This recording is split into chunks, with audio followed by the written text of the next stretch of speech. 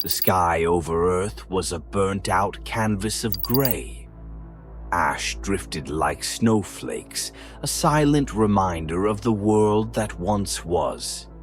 Bellamy Blake stood at the edge of the makeshift camp, fists clenched, eyes darting over the tree line. His heart pounded, his chest tight, not from the toxic air or the cold, but from the one thought gnawing at him. Octavia was gone. Hours earlier, they had all believed Earth might finally be theirs again. After generations trapped on the Ark, orbiting above a dead world, they had been sent down, not as heroes, but as expendable prisoners. 100 teenagers, a last test to see if humanity could return. They landed with cheers and laughter, running wild into the forests, tasting real air and dirt under their fingernails. But Earth, they soon learned, was not empty. Octavia had been taken. Bellamy tore through the camp, his voice hoarse. "Octavia! Oh!" His search turned frantic, eyes scanning tents, piles of gear, faces streaked with grime and worry. When Clark caught up to him, he barely registered her. She gripped his arm tightly. "Bellamy, stop! She's not here!" He pulled free. "Then we go find her." Clark glanced toward the tree line, biting her lip. "We don't know what's out there. She's my sister." The words came hard and sharp. "I'm going." Clark hesitated only a second before nodding. "We'll get Finn." Octavia woke to darkness. Cold stone pressed against her cheek, the smell of damp earth filling her nose. Pain seared through her leg, a ragged wound, sticky with blood. Panic clawed at her throat. She remembered the attack, the stranger from the trees, the sharp crack to her head. She tried to push herself up, but collapsed with a cry. A shadow loomed near the cave's mouth. Octavia's breath caught as the grounder stepped into view, a figure wrapped in leather and furs, face masked with dirt and paint. His hands held something long and glinting, a metal rod glowing red at the tip. "No, no, please!" Octavia's scream echoed through the cave as the grounder knelt. The hot iron came down, and the world went white with pain. Bellamy didn't sleep, didn't rest. By dawn, Finn, Jasper, and a handful of others stood at the edge of camp, bows slung, spears in hand. They followed faint footprints, a broken shoe, the only sign of Octavia. Clark and Raven watched them go, their own mission clear. If they didn't fix the radio, no one on the Ark would know the ground was survivable. And now, with the sky raining ash, it was obvious. Their signal flares hadn't worked. As Clark and Raven prepared to leave, Finn pulled Clark aside. His hand brushed hers, his voice low. "About us." "Forget it, Finn," Clark said quickly, eyes flicking to where Raven adjusted her tools. "I don't know if I can." Clark forced a smile that didn't reach her eyes. "Try." They walked away in separate directions, the air between them colder than the wind. The search party's trail grew grim. Bellamy stiffened when they reached a clearing strung with skeletons, bones strung like trophies in the trees. Several of the kids turned back, shaking with fear. But Bellamy, Finn, Jasper, and two others pushed on, gripping their weapons tighter. In the bunker, Clark and Raven dug through dust-covered crates. Among the scraps, Raven pulled out a remote control car, its antenna bent but intact. "This might work," Raven murmured, brushing off dirt. Clark turned it over in her hands, smiling faintly. Then she froze, Tucked in the corner was a small, hand-carved deer. She recognized it instantly, Finn's handiwork. He'd made her one on the Ark. Her chest tightened as she slipped it into her pocket. Octavia stirred again. Her leg was seared shut. The bleeding stopped. The grounder had saved her. She stared as he moved about the cave, piling kindling, checking supplies. Her panic dulled, replaced with confusion. What did he want? Why hadn't he killed her? A sudden snap in the woods pulled Bellamy's team to a halt. They whirled. One boy was gone. A rustle in the trees, a muffled cry, then nothing. Moments later, the boy's body dropped from the branches, his throat slit. "Run!" Bellamy shouted. They tore through the underbrush, but the forest seemed alive with traps. One kid impaled on a branch, another struck by a spear. By the end, only Finn, Jasper, and Bellamy were left, gasping, wild-eyed, as they collapsed behind a ridge. Far away, Octavia staggered toward the cave entrance, determination burning through her pain. But the grounder was faster. His hand clamped over her mouth, dragging her back as she watched, helpless, while her brother and friends ran for their lives. Back in the bunker, Raven worked furiously, wires sparking under her fingers. Clark sat nearby, pretending not to notice, as Raven's eyes flicked again and again to the model deer. Her voice was tight. "Where'd you get that?" Clark exhaled. "Finn." Raven's hands stilled. "Did you and he?" "We thought we were alone. We thought no one was coming." The silence that followed was sharper than any words. Night fell hard. Bellamy crouched by the fire, jaw clenched, staring at the woods. His mind drifted backward. Octavia's first taste of freedom at the masked dance, her joy at seeing the stars through the Ark's window, the night it all came crashing down when the guards caught them. Every sacrifice he'd made, every order he'd followed, it had all been for her. And now she was out there somewhere, in a world none of them understood. He would not lose her. Tomorrow they would go back into the forest, and next time they would not run. Octavia's world was a blur of pain, the cave walls pressing in around her. The grounder moved in silence, tending the fire, sharpening a blade, watching her with unreadable eyes.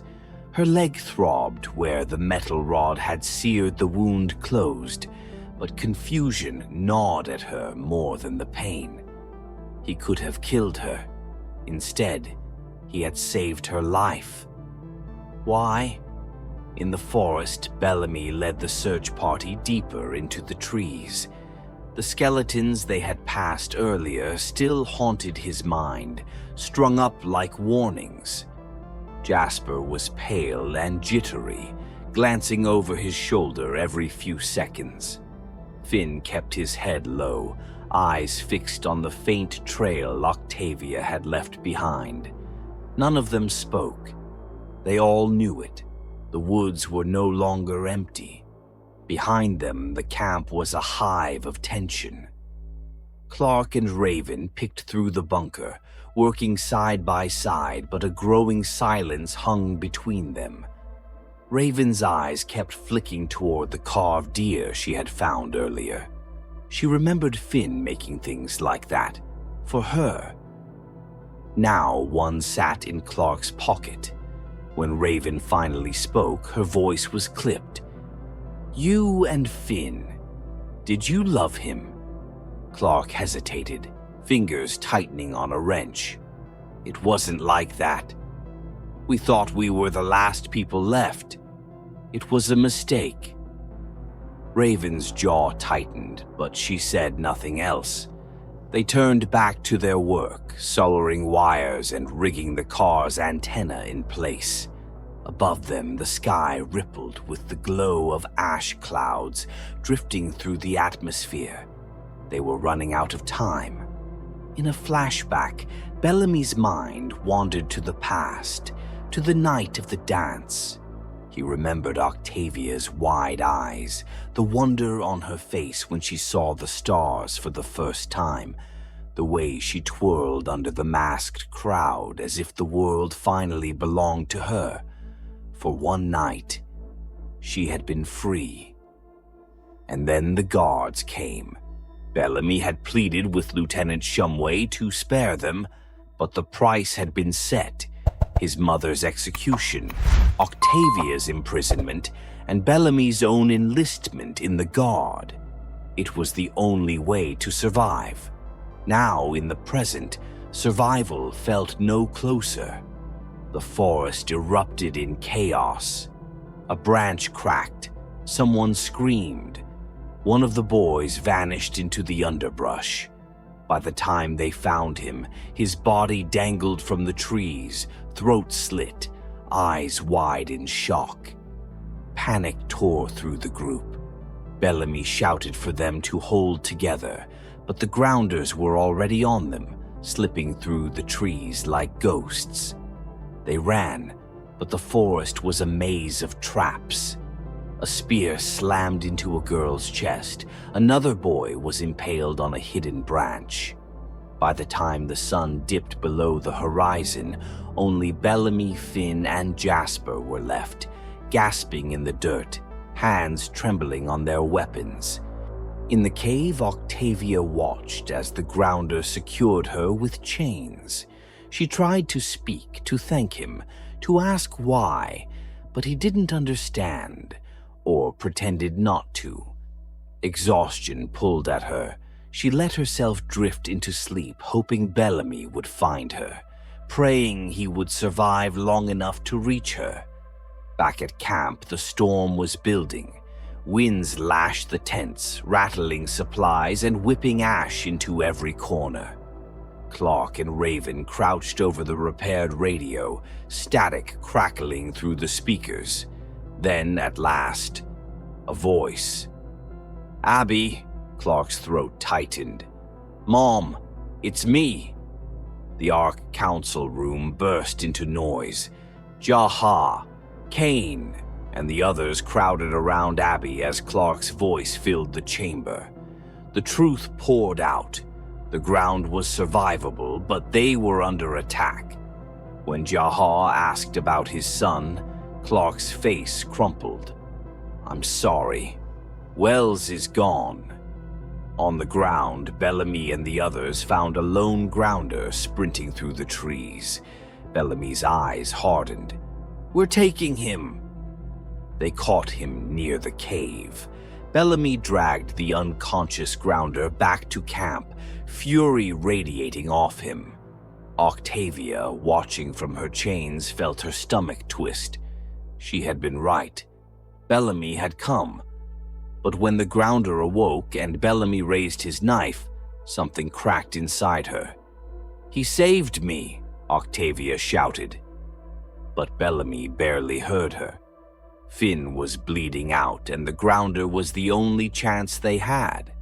Clark arrived as Bellamy rifled through the grounder's belongings, pulling out vials of liquid, a leather-bound journal filled with crude drawings. One sketch was of Octavia, another was unmistakably their camp. The grounder had been watching them for days. Clark tried to reason with Bellamy, but then Finn convulsed.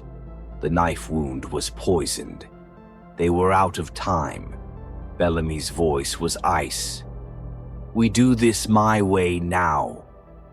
On the Ark, Jaha faced his own storm.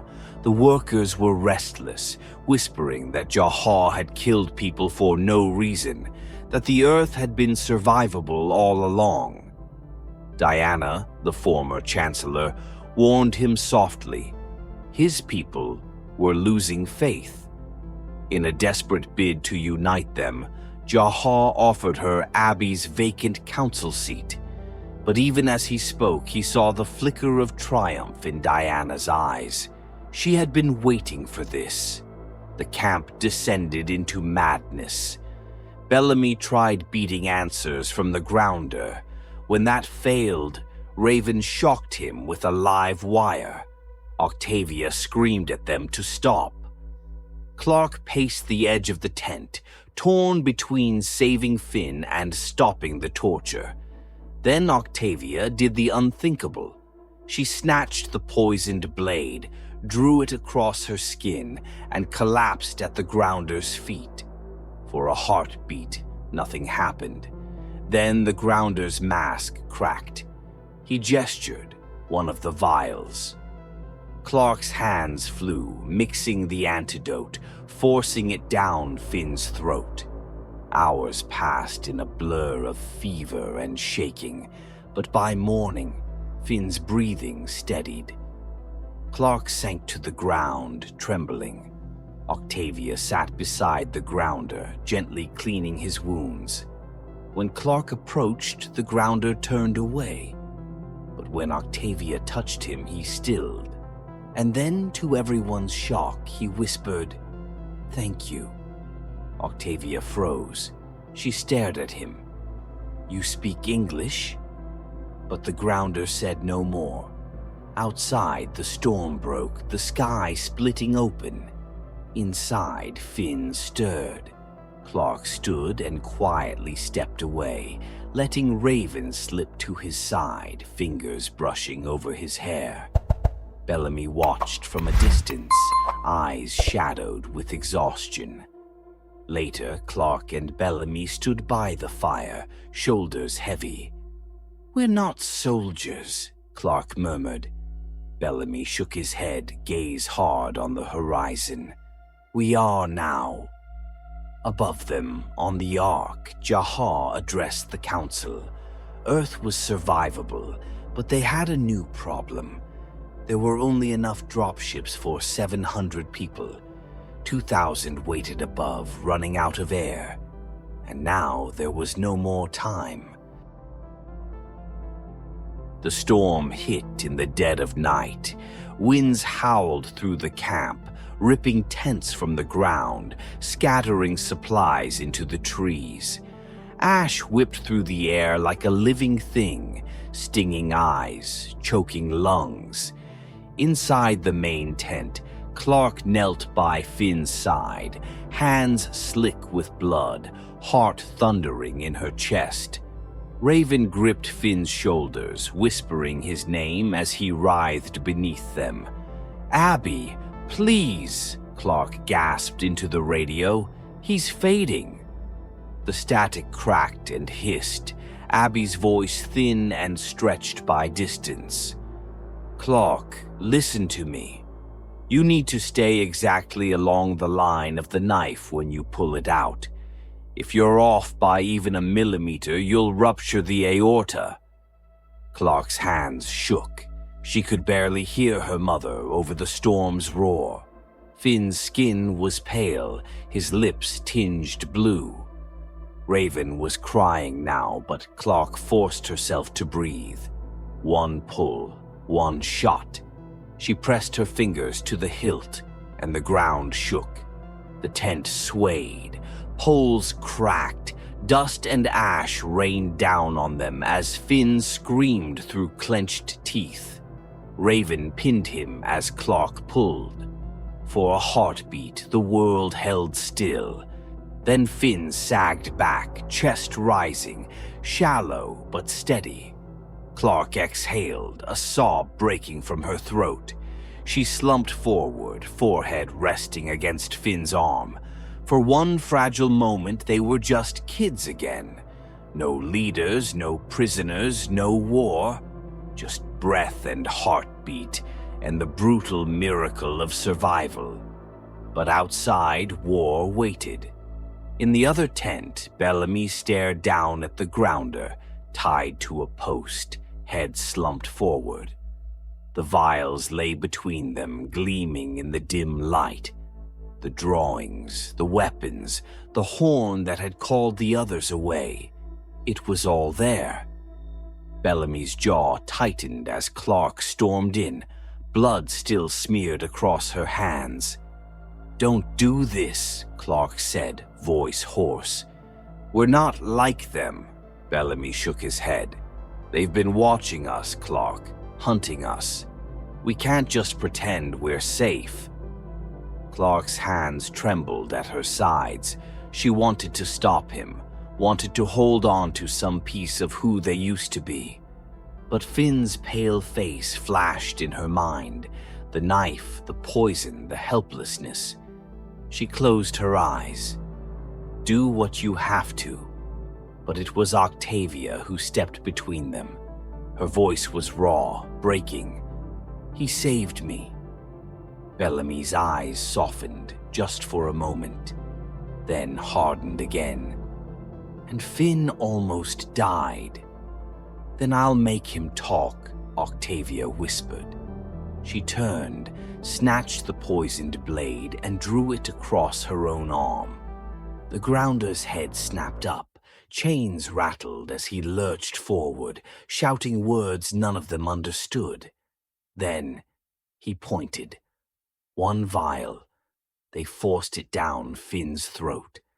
Hours passed in a haze, and when Finn's breathing eased, when the seizure stopped, Clark felt her knees buckle.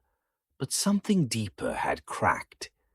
Later, when Clark approached the Grounder with bandages, he flinched. Octavia came instead, murmuring soft words, dabbing his wounds. For the first time, his face softened, and then, as the storm pounded overhead, he spoke. "Thank you." It was only 2 words, but they shattered everything. Clark watched from the corner of the tent, Raven curled beside Finn, Bellamy standing guard. Her heart ached with exhaustion, with grief she hadn't had time to feel. She looked at Bellamy, at the boy who was never meant to lead, at the weight he carried.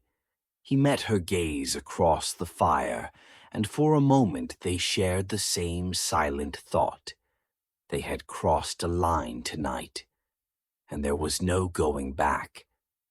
Above them on the ark, the council chamber was in chaos.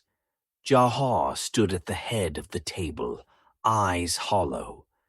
Diana smirked at his side, newly sworn to the council. Abby's voice crackled over the radio, reporting from the ground. "It's habitable," Jahar said softly. "Earth is survivable." A ripple of disbelief ran through the room. Then came the truth Jahar had been dreading. "We have 2,000 people," he said, "and only enough dropships for 700. The room fell into stunned silence. Diana smiled, a cold, sharp curve of her lips. "Then you'll have to choose, won't you, Chancellor?" On the ground, the storm eased.